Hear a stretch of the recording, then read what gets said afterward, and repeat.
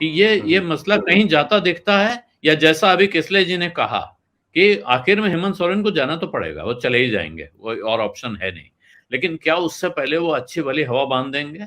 और ये 1932 के खतियान के मामले में हो सकता है उनके हाथ में बहुत कुछ ना हो, लेकिन इतना माहौल तो बना ही सकते हैं कि भाई मैं करने जा रहा था, देखिए बीजेपी करने नहीं दे रही है। यही हो रहा है जो आपने अंतिम बात कही ना, इसी की राजनीति हो रही है। 1932 को 1932 के मामले को एक तरह से नीतीश और तेजस्वी का जो कास्ट सेंसस है ना बिहार में, वो इसी प्रकार का एक राजनीतिक खेल जो है हेमंत सोरेन का है। अरे आप क्या कहेंगे भाई, आज सन ऑफ द सॉइल तो सबको चलता है ना, सब जगह जगह माँ माटी बानोस धरती पुत्र वगैरह वगैरह। तो वो झारखंड के खतियान का मुद्दा, मैंने लैंड ओनरशिप, जो आप जो ओरिजिनल वहां के झारखंड के लोग हैं, आदिवासी लोग हैं, उसकी अस्मिता की पॉलिटिक्स अगर वो कर रहे हैं तो ये तो घाटा तो उनको नहीं देगा। ये खेल खेल रहे हैं वो, आगे उनको पता है कि आगे क्या होने वाला है। पहली बात, हो सकता है कि जो विधानसभा का जो सत्र रखा गया, ये कब रखा गया किसले जी? 15 तारीख को। नहीं नहीं, ये कब तय हुआ कि कब है, कब होगा विधानसभा? अच्छा, ये तय कब? एक सेकंड, आपको अनम्यूट कर लें। किसले जी आप म्यूटेड हैं, तो आप अनम्यूट करेंगे तभी बता पाएंगे। सही। हाँ, ये 11 तारीख को होने वाला है विधानसभा का सत्र। कब तय हुआ? ये मतलब संभवतः ये कल परसों का मसला है, कल परसों ही हुआ है। चलिए ठीक है जी। तो बस मैंने सवाल करके यहीं पर छोड़ दिया, जिसे आप ये समझ लीजिए। अब तो हम ये भी देखेंगे, अभी इन चीजों को भी देखना होगा।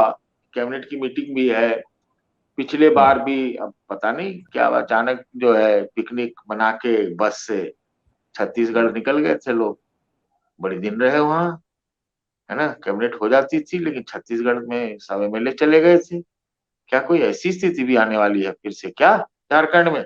अब कुछ भी हो सकता है, लेकिन कुछ भी हो सकता है, आप समझ लीजिए रोलर कोस्टर पर चला गया फिर से। और इसके साथ ही चुनाव के, आपने भी कई बार, मैं भी ने भी कहा, सोच भी रहे सब लोग कि वो चुनाव के लिए अपना पूरा मोर्चाबंदी तैयार करके दे। इसका मतलब ये नहीं है कि वो ईडी के सामने नहीं जाएंगे, है कि नहीं।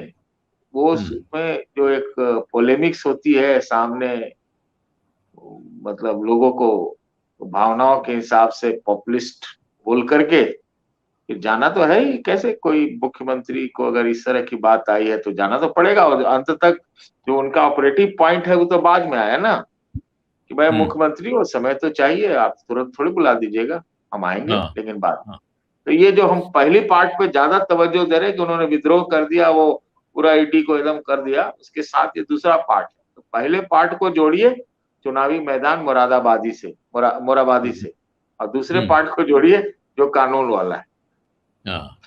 तो ये बात सही है आपने कि अंत में वहां ये भी है कि ये पूरी भूमिका बांधने के बाद, पूरी पैंतरेबाजी के बाद उन्होंने ईडी को लिख के कह दिया कि 3 हफ्ते बाद का वक्त चाहिए। और वक्त की वजह क्या है? क्योंकि हमारे बहुत सारे कार्यक्रम लगे हुए हैं, हमको सारे कार्यक्रम पहले से तय करने होते हैं, अचानक उठ के आना संभव नहीं है इसको। और एक तरह से कहें तो ये उन्होंने ईडी को मुंह छिपाने का रास्ता दे दिया कि ईडी कहेगा ठीक है भाई, इन्होंने लिख के दे दिया है, हम इनको समय दे रहे हैं, अब ये इस तारीख को हम इनको बुला रहे हैं। और अगर केंद्र सरकार इस मामले पे मुठभेड़ के मूड में होगी तो ईडी की तरफ से दूसरा नोटिस जाएगा कि नहीं, ये सब कुछ नहीं है, हम आपको 2 दिन के अंदर फिर हाजिर होने को कहते हैं। तब क्या होगा रांची की सड़कों पे, ये देखने का मामला है। तब दिखाई पड़ेगा कि कौन कितनी ताकत दिखाने भाई संजय राउत भी तो ब्रेव फेस देते थे, शरद पवार भी तो मुंबई में देते थे, लेकिन लेकिन देखिए ये बात, बहुत लोग संजय राउत का नाम ले रहे हैं, लेकिन संजय राउत में और हेमंत सोरेन में मेरा ख्याल है काफी फर्क है। अगर संजय राउत की जगह उद्धव ठाकरे होते तो परिस्थिति शायद कुछ और होती। तो इसीलिए आप हेमंत सोरेन की पार्टी के किसी दूसरे नेता को आप पकड़ के ले जाएं अलग बात होगी, लेकिन आप हेमंत सोरेन पर सीधे अगर निशाना लगाते हैं तो वो उतना आसान मामला नहीं होगा। लेकिन फिलहाल ये मसला भ्रष्टाचार के खाने से निकल के राजनीति के खाने में पहुंच गया है, इसमें तो कोई शक। सत्य हिंदी का ऐप डाउनलोड करें गूगल प्ले स्टोर पर।